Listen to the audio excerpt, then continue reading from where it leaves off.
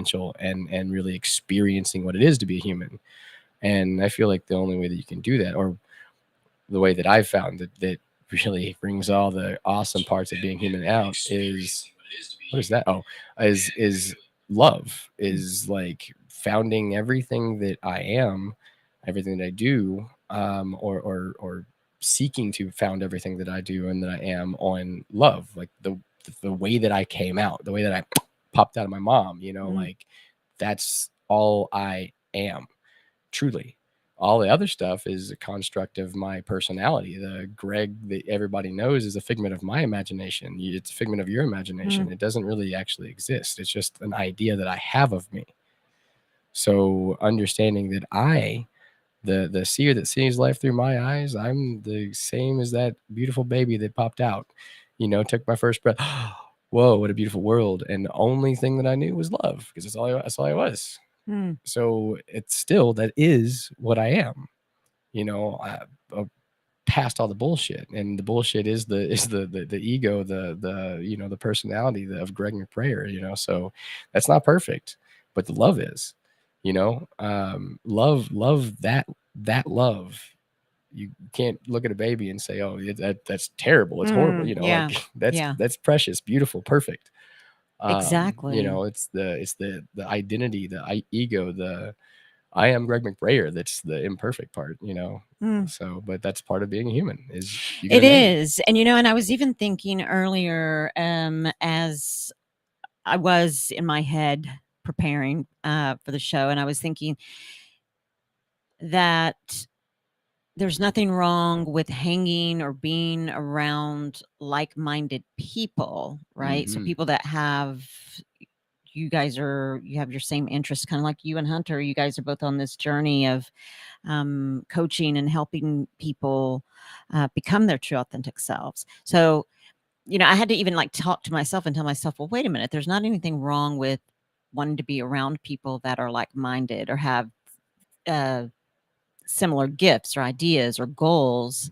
But there's also, you can get stuck in that where you're not experiencing every human being because you've contained yourself, you've put yourself in this box where you're only hanging around people that are like-minded, which then in turn causes you to be a little bit, or myself, I'll speak for myself, caused myself to be socially awkward because I could not hang around people that were not like me, like people that were like all wild and loud, all and wild, and I was like, yeah, that's not for me. But then when you get out of your box, I've experienced some amazing people thinking, I so misjudged you because of my own thoughts. I get my own way. So Hunter, welcome to the show. I'm so glad that you're here. And on a subway or a bus or something? I'm on both at the same time. Wow. They're a very similar experience, just like-minded people. Well, I want to know, thank you for coming on. And I want to know what it is that you or what it is that you are doing. I'm getting some little notes here that says our show's not playing, but we're going to keep plugging along and see what happens.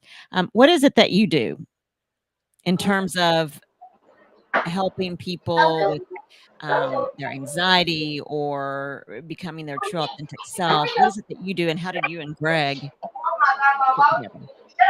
Well, I say that like when you have that kind of anxiety, it feels like there are no like-minded people. Like it feels like that everyone is somebody that you either don't deserve to connect with, or that you feel that they won't want to, like they can't connect with you. And like that's the feeling that had like pained me for so long. Like I felt like despite being surrounded by people, I still felt so alone. And that's exactly why I help people in that same exact feeling. And so you yourself have been, if I'm correct me if I'm wrong, but you yourself have been in the past, maybe even the present, but in the past have been sort of riddled with anxiety and I guess fear, because anxiety and fear kind of go hand in hand. Would you agree? I'd say the feeling specifically has always been like that I'm not good enough, that I have something or I need something I don't yet have, in order to feel like I deserve to be able to connect people, or that the way I interact with people is too much for others to handle, in the sense that like I ask very deep, intense questions, and I'm always scared that that's a lot for people to take in any given moment.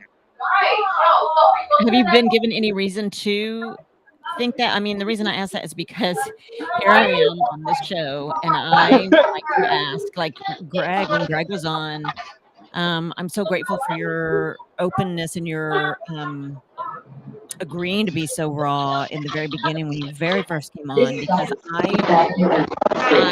have always been a person, I guess, for lack of a better word, a deep person, at not nosy, but I really want to understand how somebody feels. Like, why do you feel that way? Why do you feel like that happened? And not to make someone feel bad, or to, again, I not to try to get the details, but I just want to know who you are, why you are the way that you are, and just understand who you are as a person, if that makes sense. Yeah, that's exactly who I am. But there was a specific intense, like traumatizing moment where I had been, best friends with somebody for like 7 years, and at some point, I remember they like took me in their room and they told me that they're the first person they ever were gonna tell this to, that they had this trauma they've had since they were a little kid, and they hadn't been able to tell anyone else in their entire life. And they said it wasn't because I was best friends with them, but simply the way that I am, and feeling like asking these kinds of questions, and just my kind of presence that allows him, specifically at least, to feel comfortable sharing like his innermost, deepest like traumas. And like in that moment, that felt like so meaningful.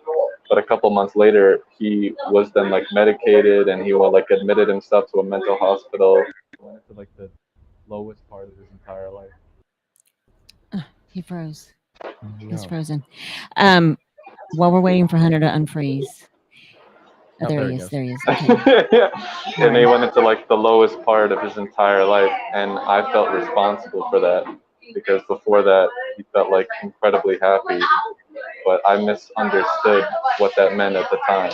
I thought that like because of who I am, I caused people to be able to like want to uncover something that they aren't ready to handle.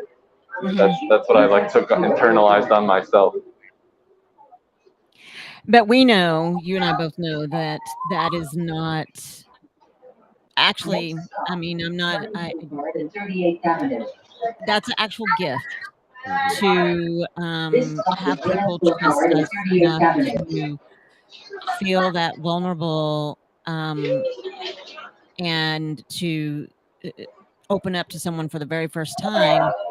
And like Greg and I were talking earlier about, to maneuver through, or maybe even start entering into maneuvering through some feelings or emotions they've not yet dealt with, which then starts to peel the layers, and then people start to hopefully become self-aware, and then they start that journey of becoming their authentic self. Because I think trauma and childhood and abuse, whatever it is, that is the onion. That's what covers who you really are, because you've taken on or absorbed that trauma, and that transforms your mind. We got a couple of comments, then I want to ask you something, Greg. Sarah's on. Hi, Sarah. Sarah says, when I was talking about, I want to have those deep conversations, that it's not surface level. And that's the truth. It's not surface level conversations, are deep. And then getting to know people on that level isn't how everyone navigates conversations these days. But I think taking the step to try to get to know people is how we really show love. And that's the truth. I really believe that. Absolutely. And so, Greg, you do some coaching, and tell me how you got started doing that, and really why. Why is that such a passion of yours? So really, I mean, I kind of fell into coaching. I began cheerleading. Basically chasing a girl. I found a cheered home, and started cheerleading. Found out, how awesome cheerleading is. I really like found a passion for it because they actually encouraged me to do flips and stuff and be silly and that kind of thing. As I learned tumbling, I had, people coming to me that was like, hey, how do you do this and how do you do that? And so I was like, oh, well, okay, cool. But really, like the one person, if I want to like say a person, was like he's like my big brother. His name is Nate, and like he worked at the gym that I found, chasing the girl. So as I started falling in love with tumbling, he's also teaching me how to, do the tumbling, that kind of thing. As I fell in love with tumbling, started falling in love with coaching. So he actually was going to leave, and I was going to replace his, coaching, expertise. Well, at the time, there's no way I could have come close to his coaching expertise, but I was going to fill his spot. Sure. So from that point, after he taught me everything he knew on spotting technique, tumble, the psychology of like telling, a student, kind of the same thing that somebody else just told them, but just in a different little way, that kind of psychology, it just sparked my curiosity of like, wow, this is a really cool thing. I love watching the sparkle in somebody else's eye when they get something. When they're like, oh, I can do that, or the excitement when they're like, wow, that back handspring that I thought was impossible, now I have. And it just grew from there. So, tumble coaching turned into, personal training, and then personal training turned into group training with the Fit Body Boot Camp and that kind of thing. I did boot camps all over the place in the Metroplex. Then that turned into life coaching. So then I mixed all of the, the fitness, the tumble, all that good stuff into life coaching. And now we're here where, still deep into tumble and gymnastics and that kind of thing. Have a cheer team that I've helped start recently. So I do private lessons with my team and with, anybody that, wants to learn how to do, some tumbling. But what I do is I integrate the life coaching in there. So every form of coaching that I do, it's like say it's tumble coaching, but it's really like it's love coaching disguised as tumble coaching. Because of the way that I coach, it's not all about the physicality. It's about the understanding of the like what you're doing. Right. How do you feel about what you're doing? Can you see yourself doing this? Can you see yourself completing this? How does that feel when you see yourself doing this and your mom just watched you? How does that feel? Oh, that's exciting. Wow. Well, let's feel that and then allow your body to do what you see. And that's kind of the method that I use to teach. It's very inside the head. But it is. And I'm sure that even you probably have girls that if they say, no, I don't see myself doing that, then you get to figure out why. Absolutely. And that's the beautiful part. It's like a puzzle. And what's cool about it is every single person, whether it's an adult, whether it's a child, anybody like elderly, whatever, and whatever it is that their need is, because it's not just tumbling, but specifically, let's say tumbling, when they have that like, oh, I can't do this. Hunter went away. Oh, well, he'll come back. Okay. I think his service was wonky. Yeah. But when I have a student that says, well, I can't do that, I can't see myself do that. Well, then it starts a beautiful process of not only like mapping it in their own mind. So first, okay, well, if you can't vision yourself doing this back handspring, say, okay, have you ever seen someone do a back handspring? And so if they've ever seen a video or like, and that's usually a given, they'll see somebody do a back handspring, right? That's the whole reason why they know what a back handspring is. Right. And then if need be, I'll actually do a back handspring, right? So now they have that mental picture. So now what I ask them to do is like, well, can you take that person out and put you in there? Can you see yourself doing that back handspring as perfect as that person did? So kind of attaching that into like kind of like a roundabout way of, wait, I can see myself doing a back handspring. Exactly. And then it's a question of, well, who's the one person in the whole entire world that, you doing this back handspring by yourself that you would want to see, and so it's like, oh, my brother, my mom, my dad, whatever, whoever it is, then it's like, okay, well, can you see that person doing or watching you going, yeah, that was amazing, as you just did this back handspring right now? And then almost immediately there's a smile comes on the face, like there's like a noticeable emotional change in the person, in the student. So then I'm like, okay, so now let's take that and allow your body to do exactly what you see. Show me what you see. And that's what I say, show me what you see. And almost every single time, especially that one right after that, it's almost flawless. And they're like, whoa, did you see that? Holy crap. I just did that. And I'm like, wait, who did that? Me? Who? Me? Who did that? I get them, like, have them yelling that, you did that, but I do the same kind of techniques with coaching adults. Hunter actually has helped me immensely in. How did you and Hunter get together? And then I want to know how he helped you. Oh, goodness gracious. Hunter actually, he reached out to me. We were in a group, and I was one of the admins in the group. So it was oh crap, I can't remember the name of the company, but it was beautiful company with a lady by the name of Delcy, and her and I had been working on growing this community and just sharing a whole bunch of love. We had been on a couple of Zooms together, a couple lives together. So Hunter was in that group, right?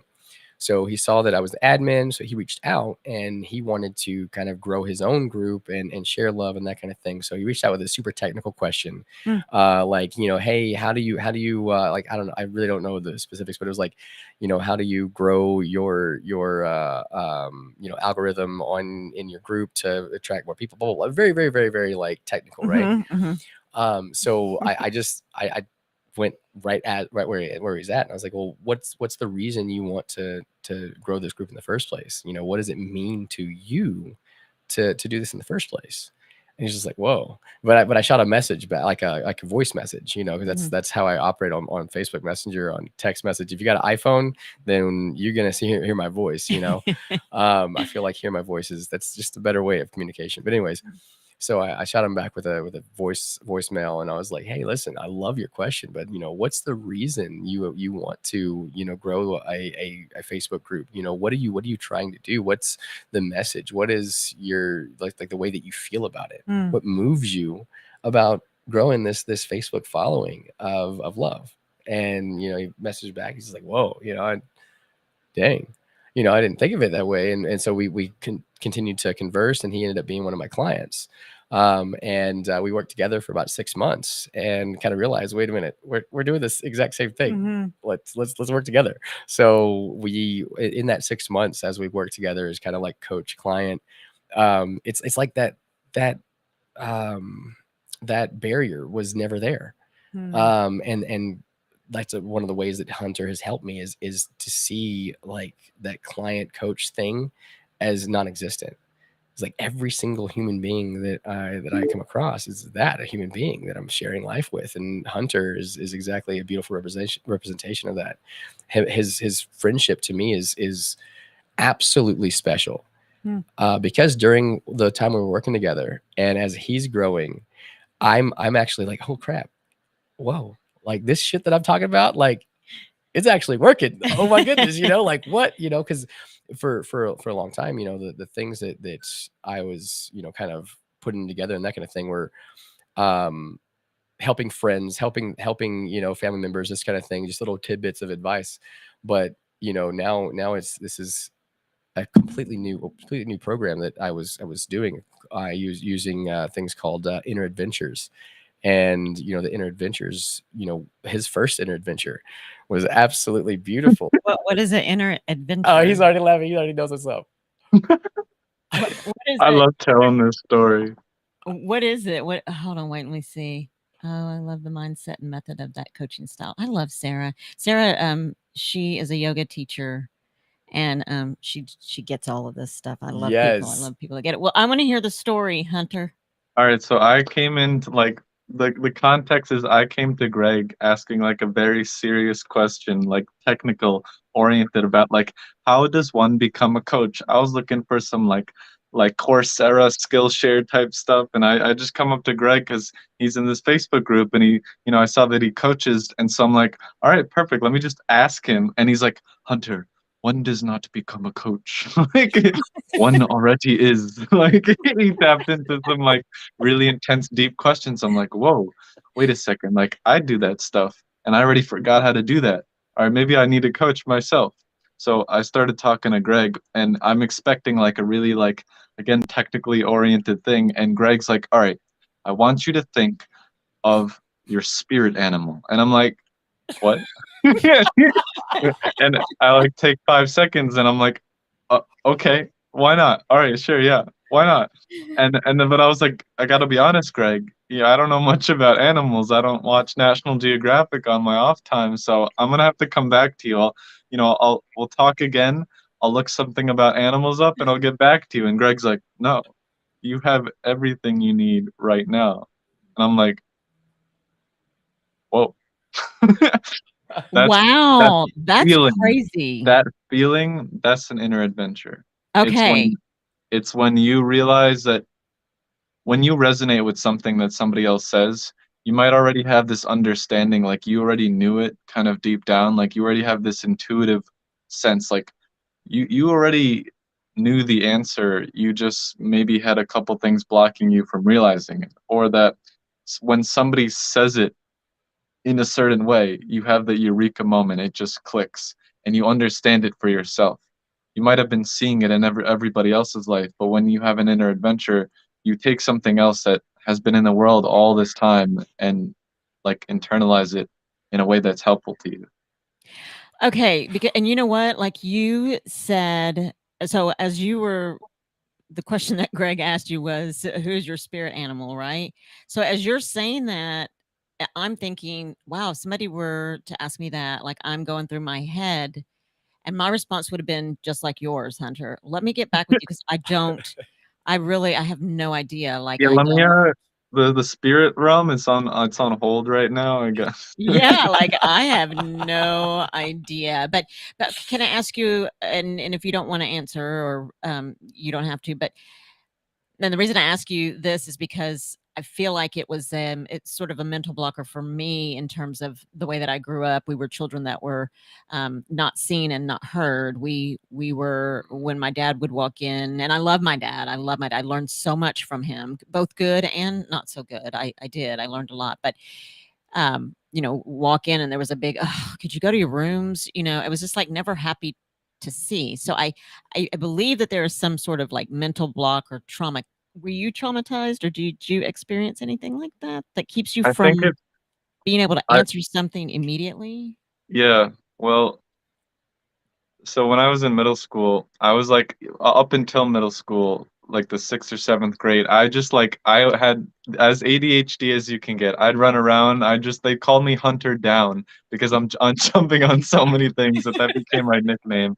And I'd just be like saying whatever I want. I was just like fully free spirited, and I took that We're going behavior. to commercial break, Hunter, but I want to hear all of it when we come right back. Okay, you guys will be back in just a second. I wasn't even watching the clock. I know I wasn't either.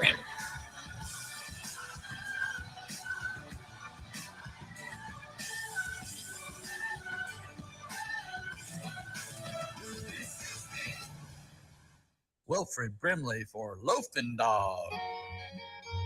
I'm Wilfred Brimley for Loafing Dog. When I get the hankering for a hot dog, I go to Cleveland, Texas. Just a couple blocks off the square, they got Loafing Dog. They got the Neely Dog, the Mary Sunshine Dog, the Casey Dog, and the Shirley Dog. Why, they even got the Pacer Dog, the Brooklyn Dog, and the Jim Dog. Can't forget the Shane Dog, or the Joy Dog, and the Monty Dog. I like that fool. Then the Kia Dog and the Braxton Dog round things off. Why, they even got a kids menu too. Loafing Dog, 208 East Chambers Street, Cleveland, Texas. Lunch, catering, or takeout, plus outdoor seating. Phone number is 817-556-1040. This is Wilfred Brimley. And don't forget, Loafing Dog won't give you diabetes. Out of deck carpet giving you the blues? Tired of your old dingy and broken tile? Let my friends at the Floor Store in Cleveland, Texas give your home the makeover it deserves. This is Old Taco Joe coming to you from the Floor Store. Whether it's carpet, tile, wood flooring, or real wood laminate, the Floor Store can cover all of your flooring needs. Located at 405 West Henderson Street in Cleveland, Texas, owner Brent Harris can help. Shower tile, tub surrounds, even backsplashes. Give them a call today at 817-641-9444. The Floor Store, they got you covered. When you're hungry for tender brisket or some delicious homemade cobbler, then look no further than Leach Brothers Barbecue, located at 1106 East Henderson, Cleveland, Texas. Leach Brothers has been family-owned and operated since 1950. Take it from me, Taco Joe Orwinski. Todd and his family have been filling my belly breakfast, lunch, and dinner for a long time. Heck, I even have my own booth, open Monday through Saturday, 6 a.m. to 7 p.m. Come see them for dine-in, carry-out, and all your catering needs. The voice of Johnson County, Joco Community Radio.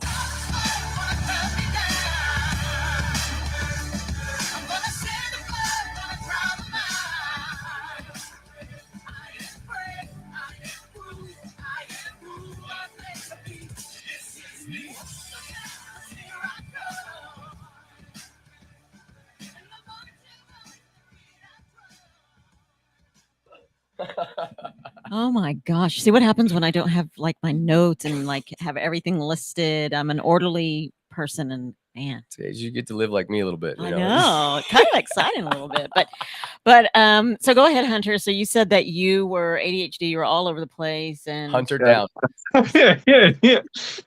I'd be a goofball, and I'd take that behavior all the way into middle school, and that's when like school apparently started becoming a little more serious, especially from my parents' perspective, but also the faculty. And they're like, "Yeah, Hunter, you can't do that." And when they said that, I didn't take that as like, like speaking a little bit louder or like, like running around a little bit in class. I took that as like who I am, because I never questioned that. Like I was like, that's me. So that equals me, and I can't be me. So that means don't be myself. That's how I internalize that. And wow. yeah, that's how kids kind of work, is like Yeah. when somebody says something like that and you don't have that external perspective to like reframe what that might mean, it colors your entire world and it changes how you think of the world. And you're like, wow, I just shouldn't do that. And that's me. So that's that. I almost forgot where this question came from, because I got so into that moment. Well, because I was wondering why it took you, why you needed to, when Greg asked who your spirit animal was, why you were like, okay, well, I'll get back to you on that. Because I can relate to that. But my relation may not be the same as yours. So like trauma and not being able to think for myself. And, we were told what to do, how to do it, why to do it. And so we never really could think for ourselves. And so as growing up as a young adult, I started having to unlearn those ways of thinking and started thinking, I have my own thoughts, people don't have to tell me how to think, what to do, how to be, but it takes for me, it was a lot of counseling, trying to figure out, hey, what's your favorite color? Gosh, I really don't know. 'Cause I was so used to being told everything, how to do everything, how to not do everything, and was not given opportunity to give opinions or things like that. So that's why I was kind of wondering if there was trauma, but you're so right, Hunter, because if people, teachers, parents, you have two different kids. I'll speak for myself. I have two completely different opposite children. And, when people say, they all say, well, you can't parent the same two kids the same. That is so true, because both of my children are completely different. My son has ADHD, just wow, off the charts. And my daughter is very, let me process and think. She's very much my feeler. I mean, she's a girl, but that doesn't mean that guys don't feel, but she's very much I'm going to feel my feelings. I'm going to process my feelings. And she's very vocal. She'll say, if I say, well, you'll be okay, she goes, actually, I'm not you. I don't think the way you do. Like, she's very vocal, which is so amazing. Right. Yeah. But that's why I was kind of wondering if there had been trauma, because you had to step away from that question and give it some thought. And it felt like for almost my entire life, I had been aware of the dissonance, like between who I felt I was and what I'm allowed to present to the external world, or what I should present. And that was always the most painful feeling, because it's not like I asked people who I was. It was I felt like I needed to get permission in order to be myself. And if I didn't get that permission, I would have to do what everybody else is doing. But I was always like 100% conscious of who I was inside of my own head. And Wow. that's what always made it so painful, is like I constantly wanting to be myself, but because of all of that pain of saying that I can't, it would just be this like immediate rush of like, hey, let's do this, it's me. And then like, no, I can't. I'm not allowed to. So I'd always be living in this game of tug of war with inside of myself and the outside Wow. world. And that in of itself creates tons of anxiety, because you can't walk into a room and be yourself. So then you have to kind of figure out, well, okay, who is it okay for me to be this way, or and Yeah. to not be able to be your true authentic self, like to be able to be yourself. How that is freaking Well, hard. see, there's so everything that like for me, my understanding, my view of life, everything that I see, I feel, I touch is me processing everything, So like that phenomena of like being in a tug of war with yourself, walking into a room and like having to like figure out, okay, what version of me should I show Yes. up as? Yes. Like that like quick scan of the room and figuring out like what should I act like, Mhm. that in itself becomes a benefit once you are aware of self, once you do like understand who you are and love yourself and that kind of thing, because you're now like you're used to reading the room. What you're only thing you're doing is you're reading the energies. You're like understanding what kind of people's mannerisms are and that kind of thing. So you're actually doing a whole bunch of deep psychological like calculating as you're trying to figure out what suit you want to put on for your ego. So when you take out that like the egoic need for that, where you're trying to put on a fake mask, you're trying to fit into someone else's perspective. Once you have your own perspective and you're in a perspective of I love me, then that quick scan around the room is not to figure out which suit you want to put on. It's to understand who and how you can love. Mm. It's to understand like where the hot spots are. It's to understand like where those energies are like drawing you to, and where those energies are like I love those people, but I'm gonna go over here, that kind of thing. You're aware of your right now in every way. So it's very absolutely possible to feel somebody else. I mean, you can do that. You walk into a room and it's kind of a uneasy vibe, like, oh. So it's just harnessing those things that we've been told and trained and it's kind of like disposition of like using to destroy ourselves. Mm-hmm. It's taking those skills, because they're skills, and using them to build ourselves, using them to like reinforce who we are, rather than continuously confuse ourselves with like changing faces or changing like outfits, characters.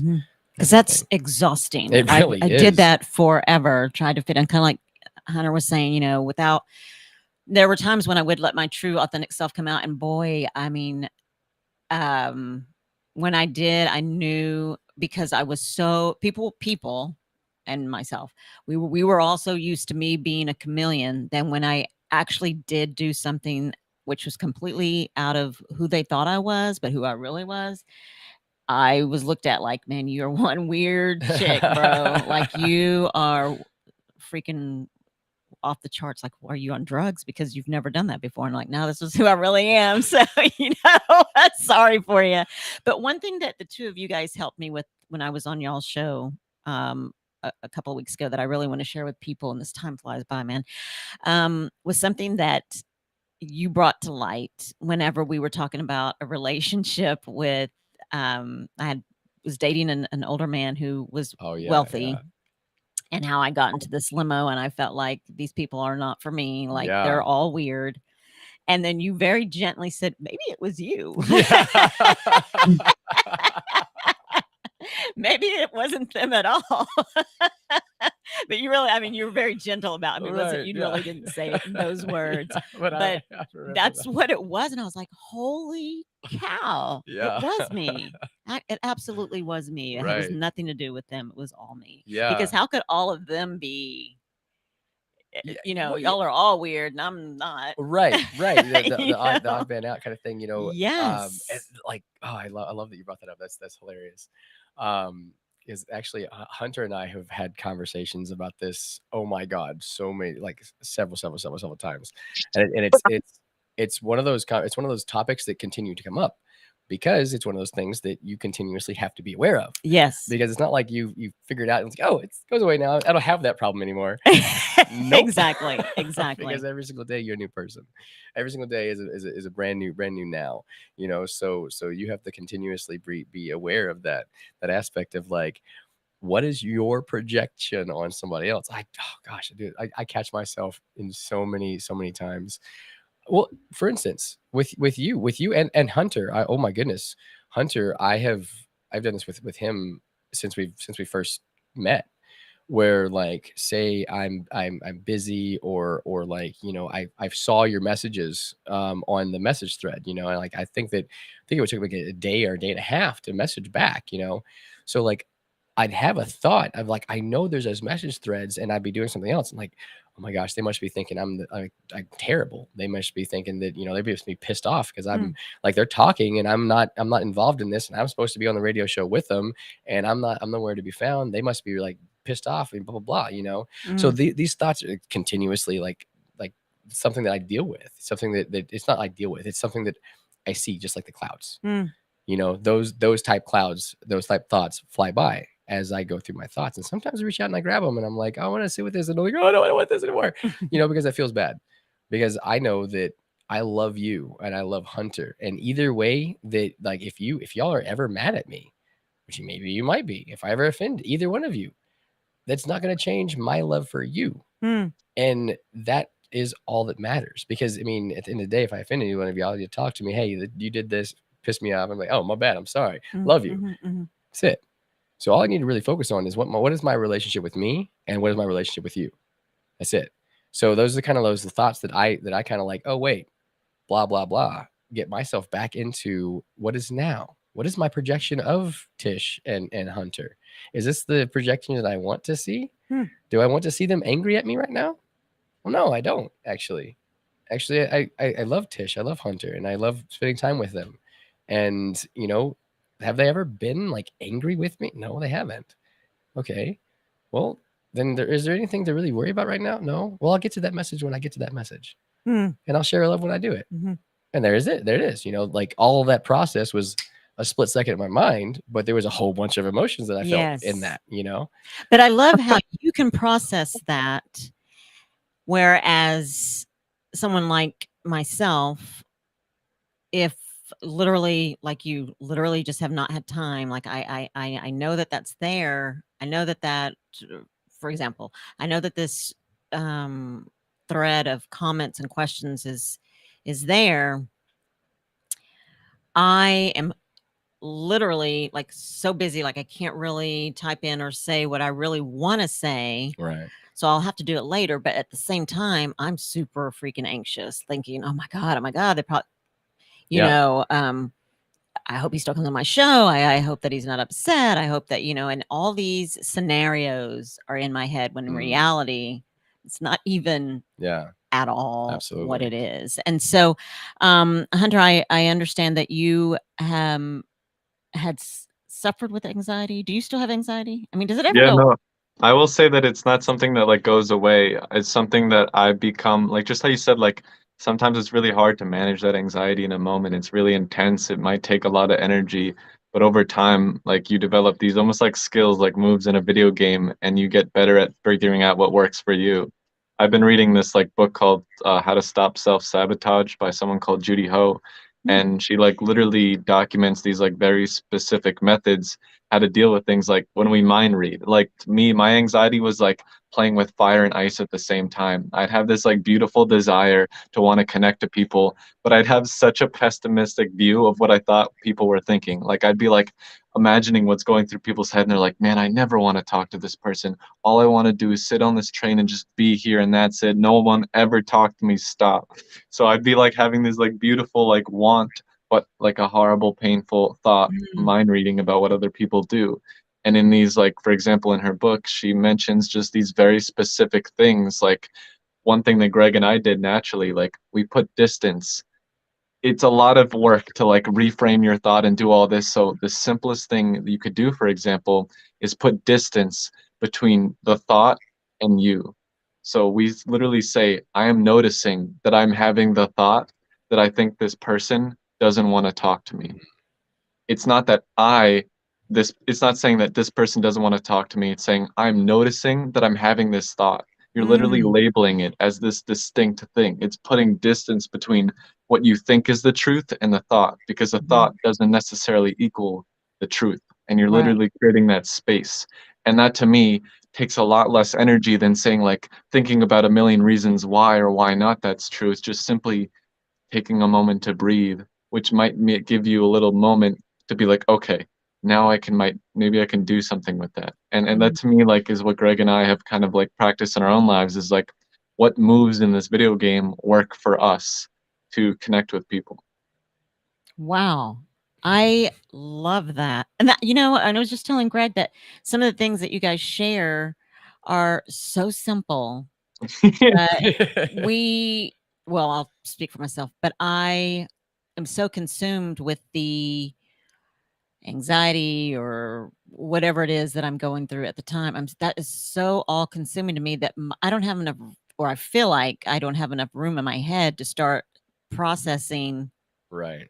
the first step. I'm just overwhelmed, and the two of you guys came in so clutch for me this weekend when I was like freaking out, thinking, I don't think I can go and speak to these women. I've been asked to come and speak, and I don't think that I can. And each of you both gave me the most beautiful advice. And as soon as I read it through Messenger, I did it. I was like, okay, I'm going to do it. So took a deep breath in and just let everything out. And then I was thinking, you know what?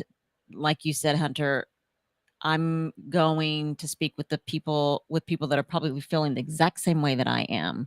And once I took a breath, once I thought that and believed that, I thought, oh, this is cake, I can do this. And eat it too. Yes. And And I'm eat it too. so exactly. And I was thinking, I'm so excited to do this now. I'm so humbled that I've been asked to come and share a part of my testimony. And um, I was so grateful for the steps, 2 simple steps. I was able to do that as opposed to, like you said, getting lost and confused in all these scenarios as to, oh my gosh, this could happen or this could happen, or I feel this way about myself, or what if they think this about me, or what if somebody walks out while I'm talking? Are they bored? All Yeah. these things. It's ridiculous. But the mind is so, Powerful. yes. Yeah. Yeah. Absolutely. So Absolutely. powerful. So, Hunter, you had sent me a piece, a piano piece, and I just kind of mentioned that to Greg earlier, and he was like, "Oh yeah, we were supposed to do that." But what was that? What was it exactly? I'm So interested.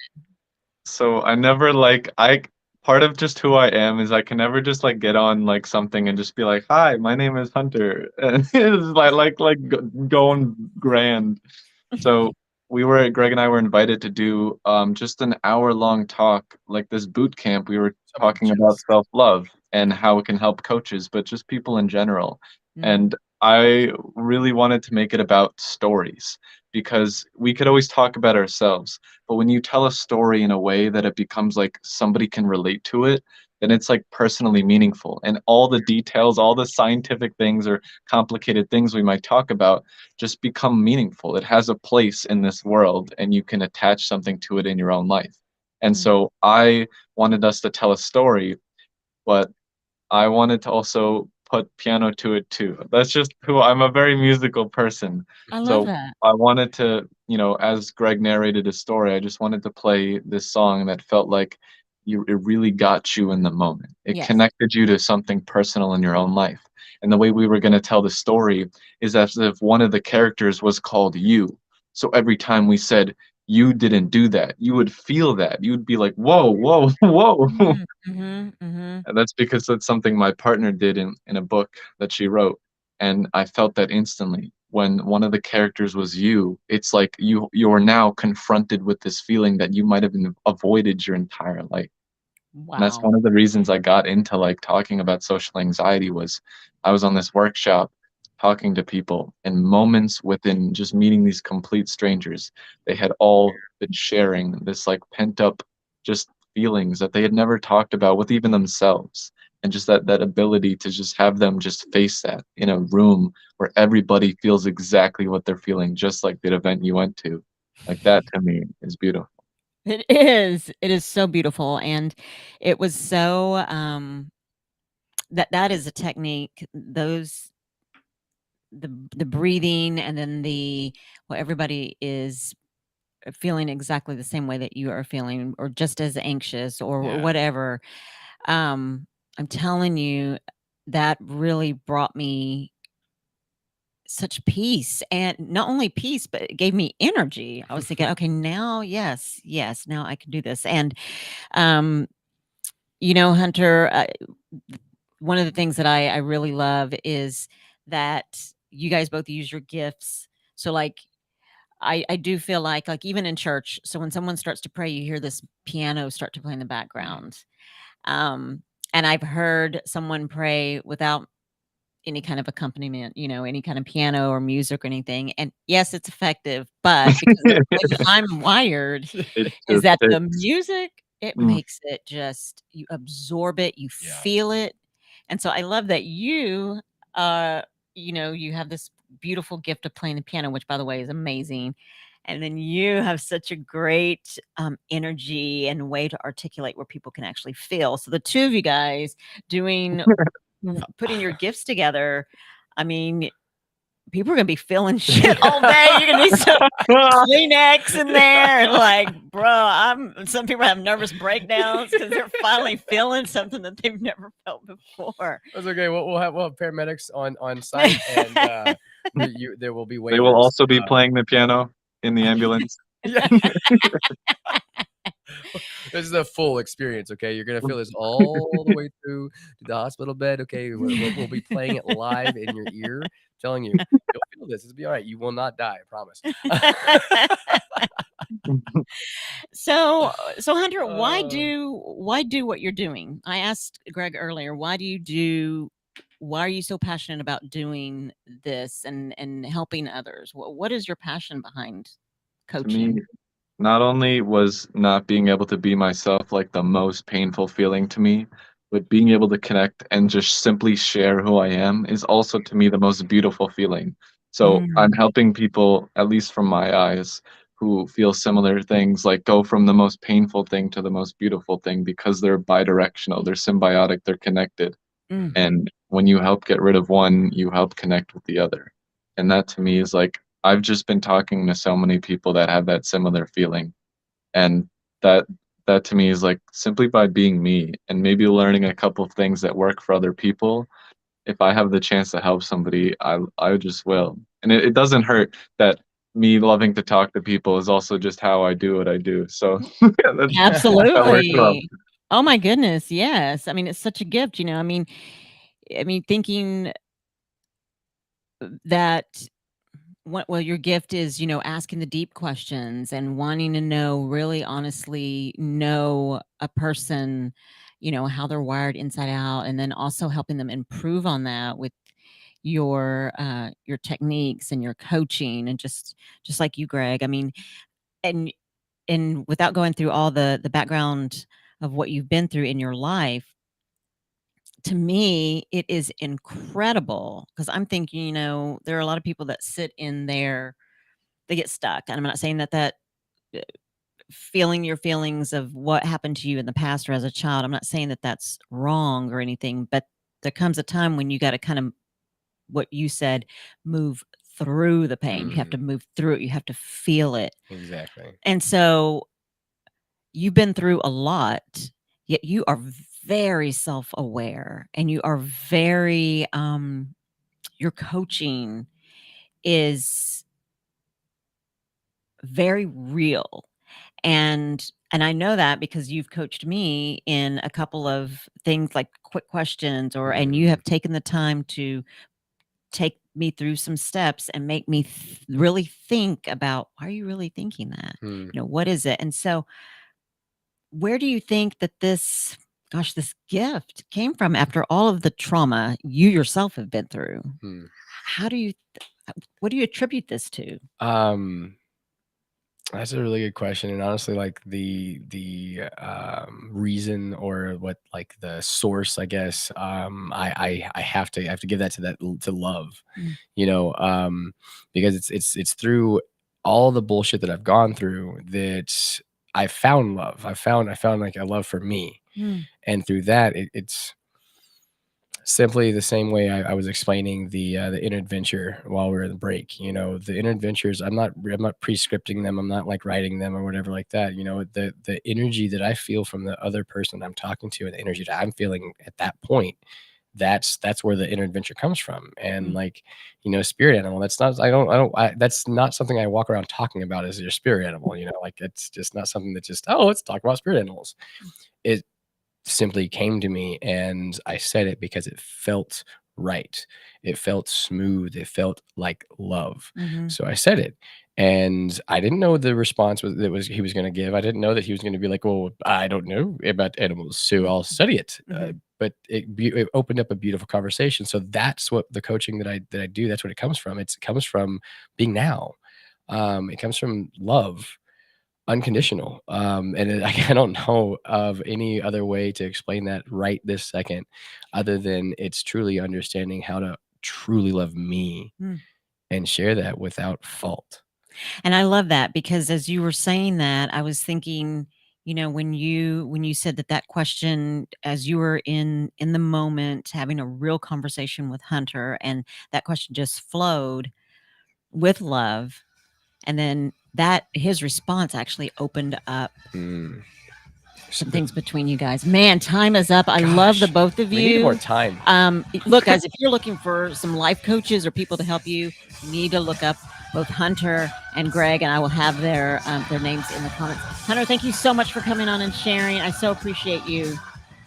Greg, thank you so much. I appreciate you. I love Greg, you I all. think you'd love to know. Look up a skit, Key and Peele's acapella. Key and From Peele's birth into acapella. Venus Doing and it now. Grandview to Godly, this is Bye, the Hunter. voice of Johnson Bye. County, Joco Community Radio. If you are trying to quit drinking or doing too many drugs, listen to me. You don't know me